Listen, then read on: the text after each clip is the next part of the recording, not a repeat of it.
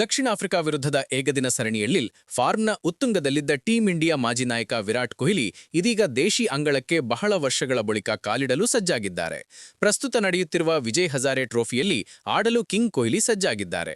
DDCA Virat ಕೊಹ್ಲಿಯನ್ನು Delhi ಸಂಭಾವ್ಯ ವಿಜಯ್ ಹಜಾರೆ ತಂಡದಲ್ಲಿ ಆಯ್ಕೆ ಮಾಡಿದೆ.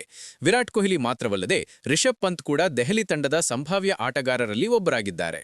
ದಕ್ಷಿಣ ಆಫ್ರಿಕಾ ವಿರುದ್ಧದ ಏಕದಿನ ಸರಣಿಯ ಸಮಯದಲ್ಲಿ ವಿರಾಟ್ ಕೊಹ್ಲಿ ವಿಜಯ್ ಹಜಾರೆ ಟ್ರೋಫಿಯಲ್ಲಿ ಆಡುವುದು ಖಚಿತವಾಗಿತ್ತು. ಅದರಂತೆ ಕೊಹ್ಲಿ ಈ ದೇಶಿ ಟೂರ್ನಿಯ 3 ಪಂದ್ಯಗಳಲ್ಲಿ ದೆಹಲಿ ಪರ ಆಡಬಹುದು ಎಂದು ವರದಿಯಾಗಿದೆ. 15 ವರ್ಷಗಳ ನಂತರ ವಿಜಯ್ ಹಜಾರೆಯಲ್ಲಿ ವಿರಾಟ್ ಕೊಹ್ಲಿ ವಿಜಯ್ ಹಜಾರೆ ಟ್ರೋಫಿಯಲ್ಲಿ ಆಡುವುದು ದೇಶಿ ಕ್ರಿಕೆಟ್ನ ಮೆರಗನ್ನು ಮತ್ತಷ್ಟು ಹೆಚ್ಚಿಸಲಿದೆ. ಏಕೆಂದರೆ ಕಿಂಗ್ ಕೊಹ್ಲಿ 15 ವರ್ಷಗಳ ನಂತರ ಈ ಪಂದ್ಯಾವಳಿಯಲ್ಲಿ ಆಡುತ್ತಿದ್ದಾರೆ. ಕೊಹ್ಲಿ ಕೊನೆಯ ಬಾರಿಗೆ ಈ ಪಂದ್ಯಾವಳಿಯಲ್ಲಿ 2010ರಲ್ಲಿ ಆಡಿದ್ರು. ಕೊಹ್ಲಿ ಇದುವರೆಗೆ 13 ವಿಜಯ್ ಹಜಾರೆ ಪಂದ್ಯಗಳನ್ನು ಆಡಿದ್ದು 819 ರನ್ ಗಳಿಸಿದ್ದಾರೆ. ಇದರಲ್ಲಿ 4 ಶತಕಗಳು ಸೇರಿವೆ. 2027ರ ವಿಶ್ವಕಪ್ ದೃಷ್ಟಿಯಿಂದ ಈ ದೇಶಿ ಟೂರ್ನಿ ವಿರಾಟ್ ಕೊಹ್ಲಿಗೆ ಬಹಳ ಮುಖ್ಯವಾಗಿದೆ. ಏಕೆಂದರೆ ಏಕದಿನ ಕ್ರಿಕೆಟ್ನಲ್ಲಿ ಉಳಿಯಲು ದೇಶೀಯ ಕ್ರಿಕೆಟ್ ಆಡುವಂತೆ ಕೊಹ್ಲಿಗೆ ಬಿಸಿಸಿಐ ಸಲಹೆ ನೀಡಿತ್ತು.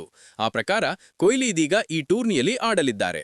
ಆದಾಗ್ಯೂ ದಕ್ಷಿಣ ಆಫ್ರಿಕಾ ವಿರುದ್ಧದ ಏಕದಿನ ಸರಣಿಯ ಸಮಯದಲ್ಲಿ ವಿರಾಟ್ ಕೊಹ್ಲಿ ತಮ್ಮ ತಯಾರಿ ದೈಹಿಕಕ್ಕಿಂತ ಮಾನಸಿಕವಾಗಿದೆ ಎಂದು ಸ್ಪಷ್ಟವಾಗಿ ಹೇಳಿದ್ರು. ದಕ್ಷಿಣ ಆಫ್ರಿಕಾ ವಿರುದ್ಧದ ಏಕದಿನ ಸರಣಿಯಲ್ಲಿ ಕೊಹ್ಲಿ ಅದ್ಭುತ ಪ್ರದರ್ಶನ ನೀಡಿ 307 ರನ್ ಕೂಡ ಬಾರಿಸಿದ್ರು. ಇದರಲ್ಲಿ 2 ಸತತ ಶತಕಗಳು ಹಾಗೂ 1 ಅರ್ಧಶತಕವೂ ಸೇರಿತ್ತು. ವಿರಾಟ್ ಜೊತೆಗ ರೋಹಿತ್ ಶರ್ಮಾ. ವಿರಾಟ್ ಕೊಹ್ಲಿ ಮಾತ್ರವಲ್ಲ, ರೋಹಿತ್ ಶರ್ಮಾ ಕೂಡ ವಿಜಯ್ ಹಜಾರೆ ಟ್ರೋಫಿಯಲ್ಲಿ ಆಡಲು ಸಜ್ಜಾಗಿದ್ದಾರೆ. ಮುಂಬೈ ಕ್ರಿಕೆಟ್ ಅಸೋಸಿಯೇಷನ್ನ ಮೂಲಗಳ ಪ್ರಕಾರ ರೋಹಿತ್ ವಿಜಯ್ ಹಜಾರೆ ಟ್ರೋಫಿಯಲ್ಲಿ ಆಡುವುದು ಖಚಿತ. ವಿರಾಟ್ನಂತೆಯೇ ರೋಹಿತ್ ಕೂಡ ಒಂದೇ ಸ್ವರೂಪದಲ್ಲಿ ಆಡುತ್ತಿದ್ದು ಈಗಾಗಲೇ ಟೆಸ್ಟ್ ಮತ್ತು ಟಿ20ಗಳಿಂದ ನಿವೃತ್ತರಾಗಿದ್ದಾರೆ.